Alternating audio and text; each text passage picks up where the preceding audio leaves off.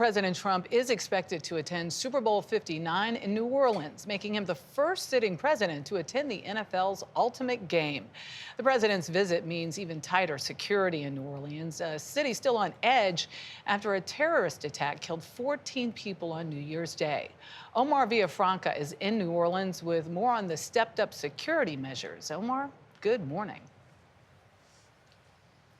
Good morning from foggy New Orleans. We've been here almost a week, and the closer we get to the Super Bowl, we've noticed the security's getting tighter and tighter. And there's a mix of officers and agents keeping an eye on the city in the air and on the ground. The city of New Orleans is already playing defense ahead of tomorrow's big game. Super Bowl festivities at the Superdome and in the French Quarter are buried behind bollards and barriers. On Bourbon Street, fans will see armed National Guard soldiers next to more than 200 state troopers patrolling the area, while hundreds of New Orleans police officers hit the streets around the Superdome. Overall, about 2,000 federal, state, and local law enforcement officers will monitor the city this week. There are different layers of security, even in the air over New Orleans. Customs and Border Protection air and marine operations control the lower altitudes with helicopters like this one and Black Hawk helicopters. But for security reasons, they can't tell us how many helicopters will be in the air at one time. On the water, federal agents in boats will also monitor maritime movements on the nearby Mississippi River.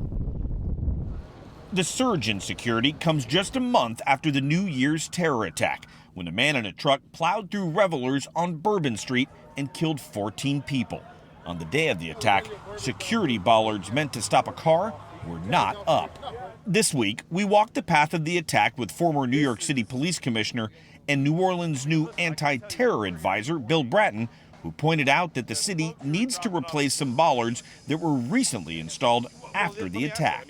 These things are secured with a lock. So you've got to hope that somebody's got the key if you need to move this. In an emergency, you got 1, 2, 3, 4, and you hope the guy can find the key?